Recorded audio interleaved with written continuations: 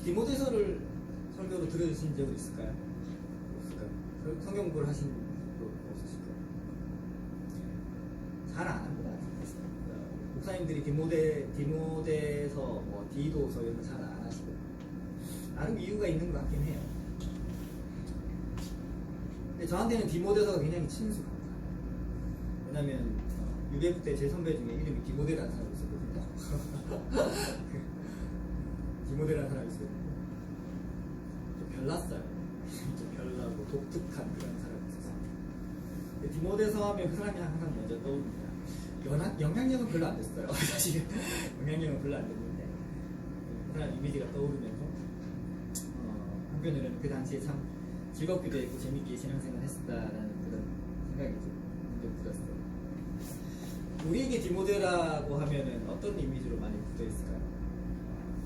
아마 대부분은 어떤 강함의 이미지보다는 연약한 이미지, 좀 작은 이미지, 큰 그림보다는 좀 작은 그림 이렇게 그려지게 되는 것 같아요. 그럴 수밖에 없는 것 같아요.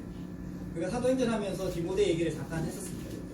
언제 했습니까? 사도행전 16장에 나오는데 바울과 바나바가 두 번째 전도 여행을 떠나게 될 때 그때 1차 전도 여행을 다녔던 곳으로 지나가게 되잖아요.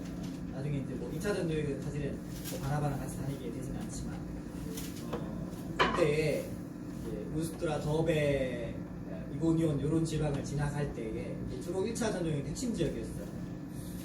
그 지역을 지나갈 때 만났던 사람이 디모데였습니다. 사도행전 16장의 초반에 보면은 그 얘기가 좀 나오는데 그때 디모데를 만나는데 디모데한 소개가 잠깐 나와요. 어머니는 유대인이고 아버지는 헬라인이었다. 그리고 그 지역에서 그래도 믿음의 선한 영향을 잘 끼치고 있는 사람으로서 소개가 되고 있습니다. 저한테 디모데의 이미지는 성경에서 깊이 다루고 있지는 않지만 저한테 디모데의 이미지는 굉장히 착한 이미지, 그리고 작지만 그리고 좀 믿음의 선한 영향을 잘 끼치는 그런 이미지. 그 리더라는 이미지보다는 어떤 동역자로서의 이미지, 바울을 따라다니면서 많은 부분 역할을 했었기 때문에 누가와 더불어서 그런 이미지가 저는 많이 붙어져 있어요. 그래서 사실 디모데서가 굉장히 친숙할지도 모르겠어요. 왜냐면은 그래도 좀 비슷하게 흉내라도 낼 수 있는 사람이거든요. 바울 이러면 굉장히 거룩한 사람이고 굉장히 부담스러운 사람이거든요. 사실은. 근데 디모데는 굉장히 친숙한 인간미가 넘치는 그런 사람. 그런 이미지.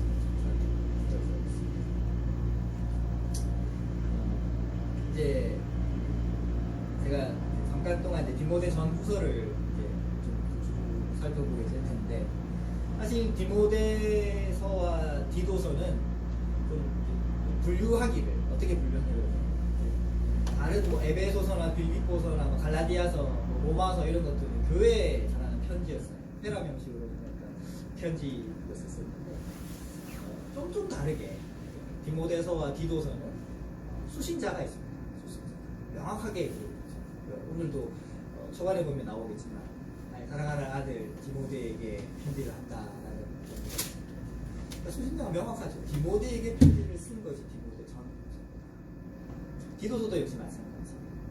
그 당시에 디모데는 어디서 목회를 하고 있었냐 그러면 에베소에서 목회를 하고 있었습니다. 그 사도행전 하면서 바울이 얼마나 에베소로 가고 싶어 했는지에 대해서 이야기를 좀 했었습니다. 그럼에도 불구하고 2차 전도여행 때 에베소로 바로 가지 못하고 마게도냐 환상을 보고 마게도냐 지방을 거쳐서 나중에 잠깐 들리게 되지만 그 에베소에 대한 그 바울의 애착과 그 사랑이 묻어져 있는 것을 사도행전에 잘 보게 됩니다. 그래서 이제 그 3차 전도 여행 때는 바울의 핵심 지역 중에 하나가 에베소 교회였었어요. 그만큼 바울의 깊은 애정과 관심이 있던 지역이 에베소 지역이었던 것 같아요. 그 교회에 이제 목회를 하고 있던 담당을 하고 있었던 사람이 디모데였습니다. 그 바울이 디모데서를 언제 썼냐 그러면은 쭉 말씀을 묵상하다가 이제 바울의 그 마음이 느껴졌다 그래야 되나? 좀 그런 게 있었어요. 말년했습니다. 사실 로마의 가택 연금이 됐었잖아요. 마지막에 이제 예루살렘에서 떠나서 로마로 갔을 때 가택 연금에 대해서 그곳에서도 복음을 전한 이야기를 우리가 좀 들었어요. 그게 이제 1차 가택 연금이었었어요. 그 이후에 잠깐 좀 풀려나요. 풀려나고 바울이 말한 것과 같이 초반에 말한 것과 같이 마게도냐 지방으로 갈 때에 돌아다닐 때에 그때 이제 디모데가 에베소 교회를 감당하고 있었어요. 말년이죠. 거의 바울의 입장에서는 그 사역의 마지막 부분에 해당합니다. 나이는 지긋지긋하고 좀 들었고 이제는 얼마 남지 않았을 때 그런 사역의 마지막 부분에 디모데서를 쓰게 됩니다. 나중에 한 번 더 말씀드리긴 합니다. 디모데 전서와 디모데 후서는 시간적 차이가 좀 납니다. 디모데 전서는 그래도 가택 연금에서 해제되고 좀 자유로운 몸일 때 디모데에게 쓴 편지고, 디모데 후서는 그 이후로 붙잡히게 돼요. 다시 바울이 붙잡히게 돼서 이제는 진짜 감옥에 들어요. 쇠사슬을 차고 진짜 감옥에 붙잡히게 되는 그때에 그 아들, 영적인 아들 디모데에게 쓴 편지가 디모데 후서입니다. 그러니까 제가 볼 때는 거의 마지막 편지였던 것 같아요. 디모데 후서가. 근데 디모데 후서를 좀 유심하게 읽어보시면 아시겠지만 굉장히 좀 뭐라고 해야 되나, 좀 애잔합니다. 디모데 후서를 읽어보면 좀 애잔해요. 마지막에 자기의 유언적인 편지가 디모데 후서입니다. 네, 그거와는 좀 성격이 좀 다르게 디모데전서는 마지막에 자기의 사역을 정리를 하면서 자기의 사랑하는 아들 디모데에게, 정말 디모데를 사랑했던 것 같아요. 참 아들이라는 표현을 쓴 걸 보면 자기의 사랑했던 아들 그 디모데에게 편지를 쓰면서 약간 이런 느낌이에요. 내가 지금까지 사역을 해보고 복음을 전해보고 여러 가지 일들을 해봤는데 너가 좀 이랬으면 좋겠어 라는 그런 의미로 바울 디모데전을 쓰지 않았을까, 디모데전서를 쓰지 않았을까라는 생각이 들어요. 그러니까 디모데전서에는 뭐가 녹아져 있을까요? 바울의 어떤 신앙의 분명한 핵심도 물론 녹아져 있겠지만 그 안에는 어떤 자기의 사역을 돌아보는 그런 마음과 더불어서 정리하는 마음, 그리고 디모데에게 너가 이렇게 좀 목회를 했으면 좋겠어, 이런 부분에서 좀 강조를 했으면 좋겠고, 이런 부분에서 성도들을 좀 잘 보살폈으면 좋겠어 라는 그런 사랑의 편지가 담겨져 있는 것이 디모데서인 것 같아요. 그래서 디모데서와 디도서를 따로 떼내서 목회서신이라고 부릅니다. 사실 목회서신, 목회자를 위한 서신. 그래서 목사님들이 설교를 잘 안 하긴 해요. 목회서신인데 무슨 설교를 하냐고 그러는데 사실 목회서신이 교회 서신이죠. 제가 생각에는 그렇습니다. 목회자에게 보내는 편지이긴 하지만 그 가운데 무엇이 교회에서 강조가 되어야 되는지, 어떤 부분에서 교회가 교회다운 모습으로 서가야 하는지에 대한 지침이기 때문에 이렇게 따로 구분할 필요가 있을까 싶겠네요. 그래서 디모데서는 읽으면 읽을수록 어떤 생각이 좀 드냐 그러면 참 많은 생각을 하게 하고 또 어떤 말씀을 전하거나 교회를 이루어 나갈 때 이런 방향으로 가야 되구나 하는 그런 생각으로 디모데전서를 읽게 된 것 같아요. 근데 이런 디모데전서를 우리가 함께 한동안 좀 보게 될 텐데, 같이 바울이 어떤 마음으로 디모데에게 이야기를 하고 있는지 좀 함께 한번 나눴으면 좋겠어요. 우리가 알고 있다시피 젊은 디모데는 바울을 따라서 아주 젊은 시절부터 바울을 따라서 이것저것을 많이 따라다니면서 여행을 했습니다. 그리고 복음을 전했죠. 아마 디모데는 굉장히 나이가 정확하게 성경에 나오진 않지만 여러 가지 추측컨대 굉장히 어린 시절부터 바울을 따라다니면서 많은 경험을 했던 것 같아요. 그가 전하는 복음의 이야기를 들으면서 신앙의 체계를 잡아갔을 거고요. 또 그가 하는 어떤 삶의 모습과 행동을 통하여서 성도의 삶에 대해서도 많은 부분에서 생각을 하고 이해하는 그런 측면이 있었을 것 같아요. 그러면서 한편으로는 또 바울이 고난을 당하는 모습을 보면서 또 많은 도전을 또 받기도 했습니다. 이런 저런 일들을 거친 후에 디모데가 이제 맡게 되는 그런 현장이 에베소 현장이라고 했잖아요. 근데 생각해 보면은 만만치 않았을 거예요. 그 에베소 교회가 그 소아시아의 여러 교회들 중에서도 어떤 핵심적인 그런 교회였었는데 그 교회의 한 책임자로서 맡게 되는 그 목회자로서의 그런 부담감이 그렇게 가볍지 않았을 것 같습니다. 그것도 젊은 나이에 에베소 교회에는 장로들이 벌써 등장을 하거든요. 3차 전도여행을 마치고 바울이 돌아갈 때에 장로들이 맞이하는 그런 모습이 나옵니다. 그러니까 이미 교회로서 치리가 잘 잡혀 있었었고 여러 영향력 있는 사람들이 자리를 잡고 있던 그 교회에 한 사람의 목회자로서 쓸 때에 그래도 바울 정도는 돼야, 그래도 바나바 정도는 돼야, 아니면은 사도들 중에 한 사람 정도는 돼야 맡을 수 있는 그런 무게감이 있는 그런 교회였음에도 불구하고 디모데가, 젊은 사람 디모데가 그 교회의 목회자로서 목회를 한다는 것은 쉽지 않았거든요. 그래서 아마 편지를 보냈을 것 같아요. 자기 영적인 아들 디모데에게. 그렇지만 그래도 그 교회에서 너 역할이 있지 않겠냐, 그런 편지였던 거예요. 뭐 당연한 건데 바울과 비교를 해서는 그 영향력이라는 것이 많이 차이가 나죠. 그렇게 부담감으로써 부담감을 가지고 디모데가 그 교회를 있었습니다. 그런데 일단 디모데뿐만 아니라 한 사람의 목회자로서 어떤 교회를 맡든지 간에, 얼마나 큰 교회이든지 간에, 얼마나 작은 교회이든지 간에, 어떤 사람들이 모이든지 간에 한 지역의 교회 아니면 한 곳의 교회를 맡은 책임지는 목회자로서의 부담감은 만약에 정말로 제대로 참되게 교회를 한다는 겁니다. 그 교회에 감당하는 목회자로서의 부담감은 클 수밖에 없어요. 사실 작지 않습니다. 이가 목사님도 크실 거예요. 작지 않습니다. 이게 무게감이요. 상당합니다. 이게 뭐 설교하실 때마다 자주 얘기하시지만 설교를 한편 준비한다는 것은요, 그만한 자기의 희생을 이루어내야지 설교를 할 수 있는. 일단 하나님의 말씀을 묵상을 해야 됩니다. 어떤 주제로 설교를 해야 될까? 어떤 하나님의 말씀을 쭉 묵상을 하면서 이 말씀 안에 담겨있는 뜻이 무엇일까? 깊이 고민을 해야 됩니다. 그리고 내가 이해한 이 말씀이 정말 제대로 맞나? 그런 고민을 해봐야 되고요. 그러기 위해서는 앞뒤 문맥과 비교를 해봐야 되고, 때로는 원어를 찾아볼 수도 있고, 때로는 다른 참고서를 찾아볼 수도 있고, 그런 이런저런 일들을 거쳐가면서 말씀을 연구를 해야 됩니다. 그리고 이해하고 또 이해하고 또 생각하고 또 생각을 해봐야 되죠. 그리고 이 말씀이 정말로 내가 참되게 이해한 게 맞다면 이걸 설명해내야 되잖아요. 풀어내야 되는데 그 푸는 과정이 또 쉽지 않다는 거죠.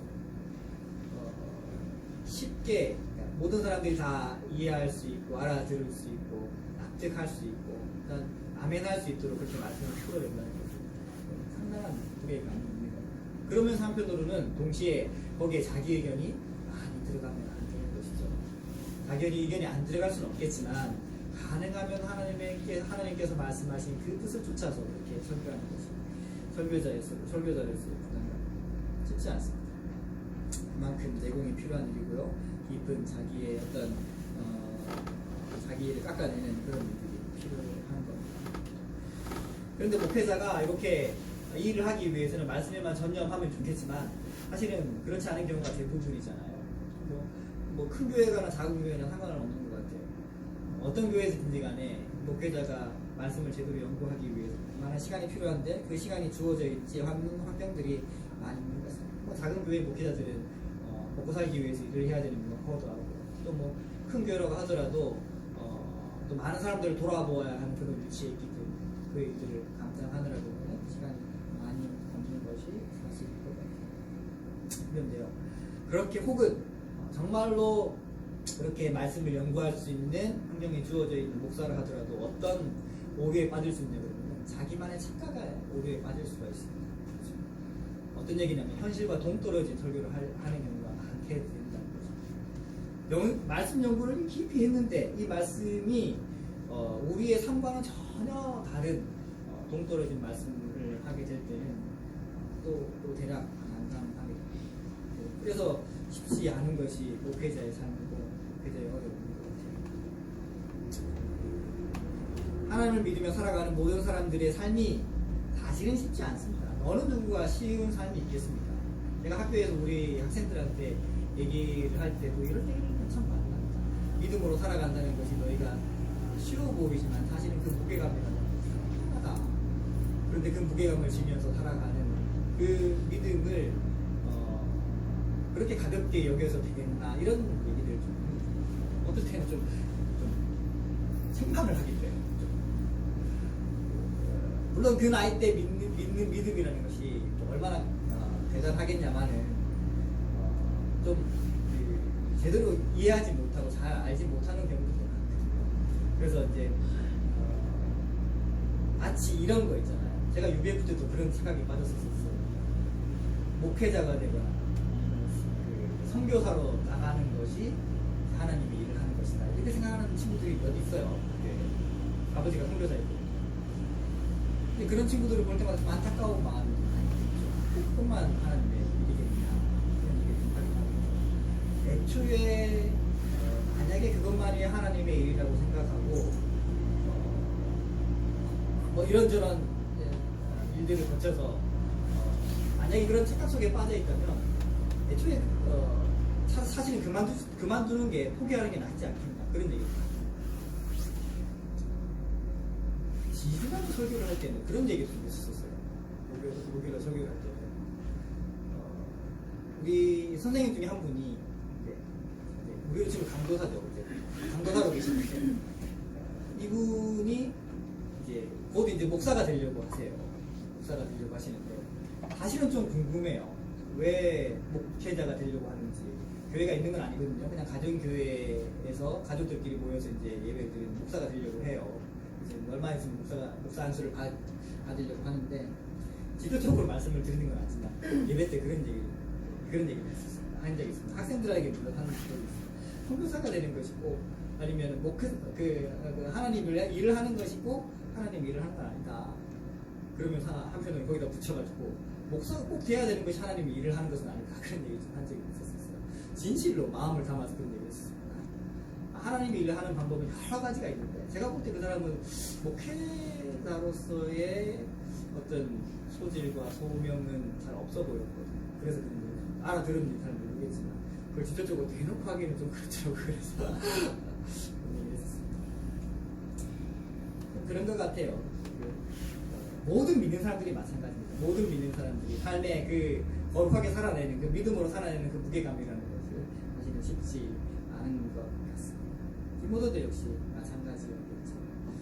그래서 이런 디모데에게 바울은 제가 앞에서 말씀드렸던 대로 마지막 찬하게 인생의 마지막 찬하게 자기의 모든 것을 담아서 이런 편지를 썼던 것 같아요. 디모데전서 1장은 우리가 알고 있는 바와 같이 바울의 전형적인 인사로 시작을 합니다.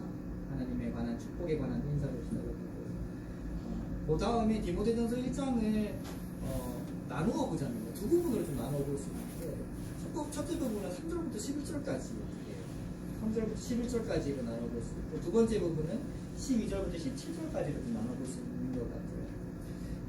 이렇게 나눠서 이해해 보면은 바울이 지금 1장은 사실은 편지의 서론에 해당되는 부분이죠. 내가 이런 이야기를 지금 이제 너한테 할 거야, 디모데에게 할 거야, 이런 걸 시작을 하는 1장의 부분인데 핵심이 다 녹아져 있는 것 같아요. 첫 번째 부분에서 하는 이야기는 뭐냐면 율법에 관한 이야기예요. 하나님의 율법, 하나님의 말씀, 토라에 관한 이야기인데 과연 이 율법이라는 것이 뭐냐, 하나님의 말씀이라는 것이 뭐냐 한번 들어봐라 이런 얘기겠죠. 5절에 보니까 이렇게 기록을 하고 있네요. 이 교훈의 목적은 청결한 마음과 선한 양심과 거짓이 없는 믿음에서 나오는 사랑이거든요. 그러니까 바울은 율법을 이렇게 정리를 하고 있어요. 율법은 지금 디모데에게 하고 있는 얘기는 하나님의 말씀이라는 것은 무언가를 규정해서 해도 하고 말고 차원의 그런 문제가 아니다. 이거는 사랑이다. 그런 얘기를 하고 있는 거예요. 이 말씀의 목적은 청결한 마음과 선한 양심과 거짓이 없는 믿음에서 나오는 사랑이다. 하나님께서 얼마나 인간들을 사랑하셔서 인간들을 사랑하셔서 말씀을 주셨는데 이 말씀이 바로 율법이다 하는 것이 바울의 율법의 정의로 시작이 되었습니다. 이런 얘기인 거죠. 율법을 이야기하면서 내가 겪어보니까 물론 바울 자기 자신도 예전에는 그랬었지만 많은 사람들이 율법을 오해해서 규범을 만들어야 되는 거죠. 이거는 하면 되고 이거는 하지 말아야 되고 뭔가 자유롭고 부자유스럽고 뭐 정한 것과 부정한 것 구약 성경에는 그런 이야기들이 많아요. 그런데 이 율법의 참된 의미를 깨닫지 못하고 인간을 향한 사랑이라는 것을 깨닫지 못하고 사람들은 자꾸 율법 자체만 얽매여서 이 율법이 가지고 있는 어떤 기능적인 측면에서만 자꾸 몰두하게 돼요. 그래서 그냥 머리만 선생이 되는, 머리만 교사가 되는, 그래서 그 율법주의자가 되는. 바울이 보기에는 그랬던 거예요. 그런데 그게 아니다라고 얘기를 하고 있는 거죠. 그러면서 9절 10절에 보니까 이것도 이렇게 얘기를 하고 있어요. 제가 다시 한번 읽어봐 드리겠습니다. 알 것은 이것이다. 율법은 옳은 사람을 위하여 세운 것이 아니오. 오직 불법한 자와 복종하지 아니하는 자와 경건하지 아니하는 자와 죄인과 거룩하지 아니하는 자와 망령된 자와 아버지를 죽이는 자와 어머니를 죽이는 자와 살인하는 자며 땡땡땡땡에서 거짓 맹세하는 자 기타 다른 교훈을 거스리는 자를 위함이다 라고 율법을 잡고 있어요. 그러니까 지금 앞에서 율법을 바울을 시작을 하면서 이 교훈에 뭐에 대해서 이야기를 하고 있는 겁니까? 이건 사랑이다 라고 이야기를 하면서 뒤에 가서는 좀 이따 뒤에 가서는 뭐라고 하냐면은 이 율법은 다른 사람들을 위한 것이 아니라 거짓된 사람들을 위한 것이다 라고 하면서 여러 가지 예를 들어서 얘기를 하고 있어요. 근데 이 얘기들을 쭉 들어보면은 모든 사람들이 여기에 해당되는 이야기. 그래서 바울이 지금 하는 얘기는 뭘까요?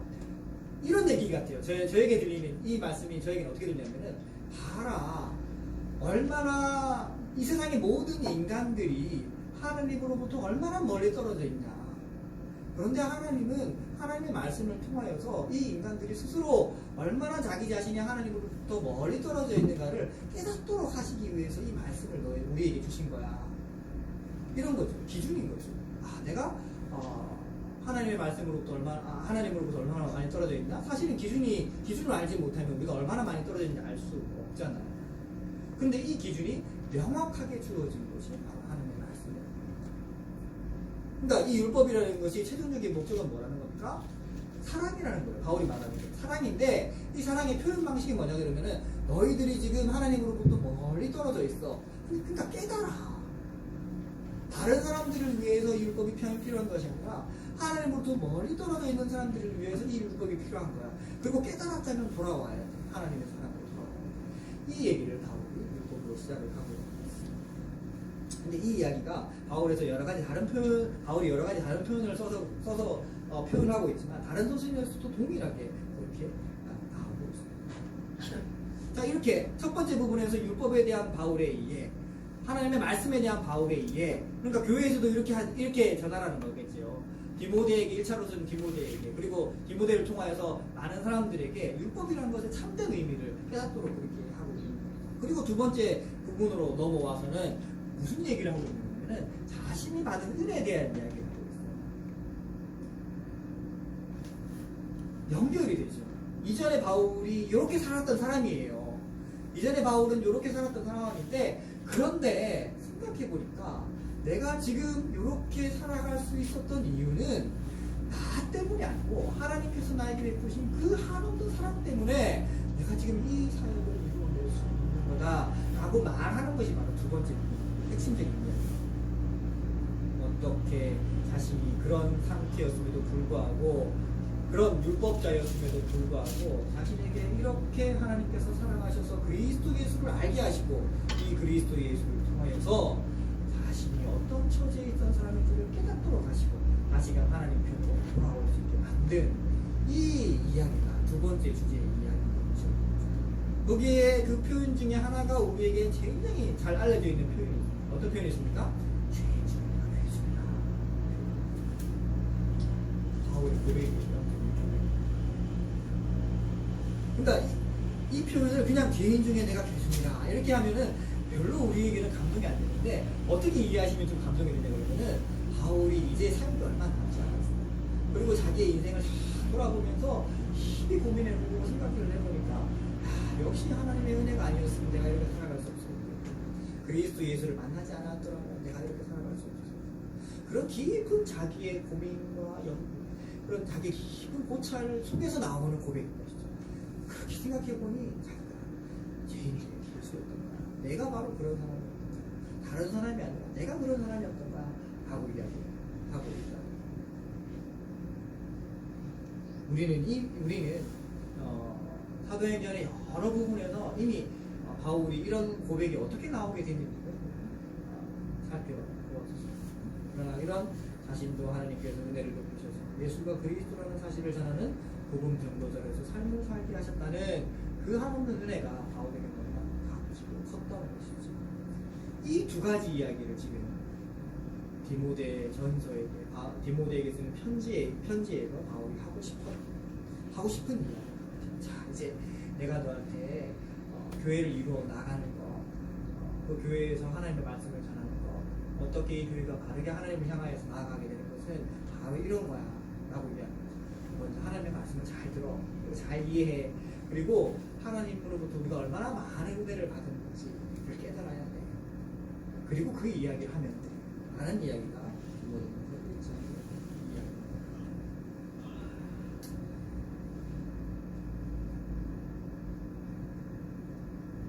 그래서 저도 이제 학교에서 학생들과 이야기를 할 때가 많고, 또 예배를 목요일날 저희는 예배 드린다고 했잖아요. 목요일날 예배를 드릴 때 주로 이런 이야기를 많이 합니다. 하나님을 믿는다는 것이 무엇인지, 참되게 하나님을 향하여서 간다는 것이 무엇인지에 대해서 이야기합니다. 그러면서 한편으로는 우리의 그런 하나님을 향해 나아갈 때 우리의 처지가 어떠한 것인지에 대해서 이야기를 많이 합니다.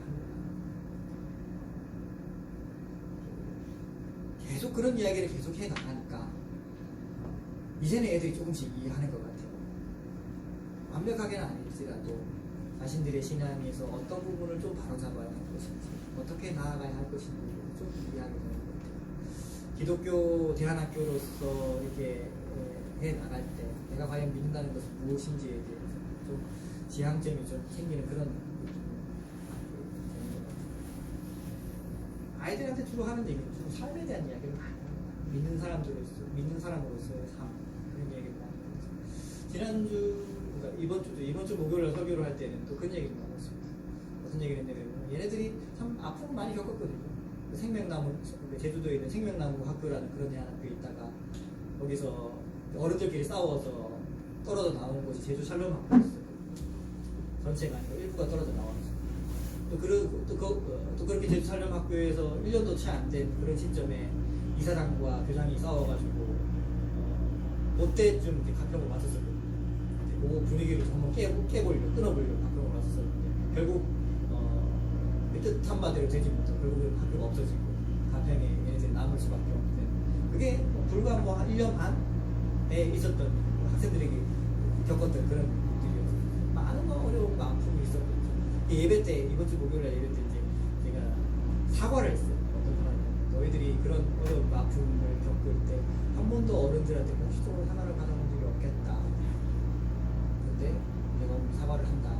어른들 너희들이 모두 겪었던 어려움은 어른들의 욕심 때문일 것 같다. 그래서 좀 너그레이 용서를 해주고 하나님의 마음을 품어서다. 사실은요, 그런 게 영향력인 것 같아요. 영적인 영향력이라는 것은 말로 설교에서 나오는 것입니다. 진정어린 사과와 진정어린 참된 모습을 그들에게 비춰줄 때 거기서 참된 영향력이 나오는 것 같아요. 그게 드러내려고 드러내지는 그런 영향력이 아니라 그 사람의 진실한 모습에서 나오는, 하나님을 믿는 사람이라면 저렇게 해야 되는구나 라는 그런 모습에서 나오는 그런 영향인 것 같아요. 애들이 몇 개월 안 있으면서 많이 친해지고 많이 의지하게 되는 그런 모습을 많이 보게 되는데, 목회자를 포함해서 모든 성도들에게 제가 좀 강조해드리고 싶은 부분은 진실함인 것 같아요. 진실. 하나님을 믿는 믿음 안에서 진실하게 어떻게 인생을 살아내는가.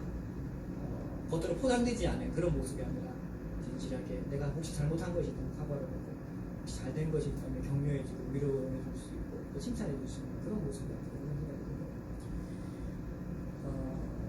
바울 역시 마찬가지인 것 같아요. 많은 이야기들을 편지로 하고 뭐 디모데서도 마찬가지지만 다른 편지에서도 많은 이야기를 하지만 바울이 얘기하는 부분 중에 하나가 그런 모습인 것 같아요. 우리가 성령의 열매 시리즈를 했었었잖아요.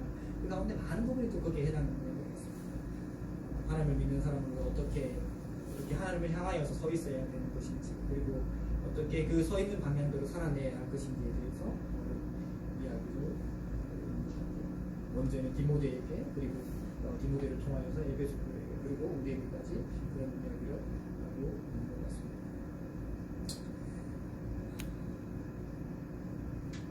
이게 근데 목회가 아닌가 생각이 들어요. 그러니까 매 순간마다 그걸 잊어버리잖아요.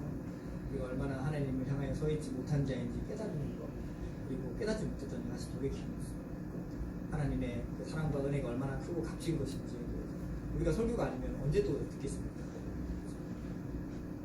그렇게 잃어버리고 있을 때 우리가 다시금 계속해서 말씀을 듣고 다시 돌이키는 것이 목회자로서 역할을 하는 그런 생각이 들어요. 바울은 디모데가 이 일을 에베소 교회에서 잘 해주기를 원했던 것 같습니다. 다른 사람들에게 해주지 말고 나이가 어리다고 해주지 말고 그 역할을 잘 해낼 때 그 영향력이 그런 영적인 영향력이 저절로 만들어지게 될 것이다 하는 이야기를 듣고 있는 것 같아요. 그래서 이렇게 주문을 하고 있는 것 같아요. 디모데 말씀에 대한 참된 이해를 먼저 하고 그 이해에 걸맞는 은혜 받은 자로서의 삶에 대해서 네가 먼저 살아라 그런 이야기를 드렸습니다. 누가 그렇게 살았을까요? 바울 자신이 먼저 그렇게 살지 않았었을까요? 자기의 인생을 돌아봤더니 내가 자기의 자랑은 아니겠지만 내가 인생을 돌아봤더니 나의 사역을 돌아봤더니 그렇게 사는 것이 맞는 것 같아 라고 이야기를 하고 있습니다. 사실 바울의 그 마지막 때에 얼마나 많은 이야기를 디모데에게 해주고 싶었겠어요. 편지에서. 그런데도 불구하고 바울은 굉장히 절제를 한 것 같아요. 절제를 하고 자기 할 말을 있는 대로 절제를 한 다음에 핵심적인 이야기만 디모데서에서 하고 있습니다.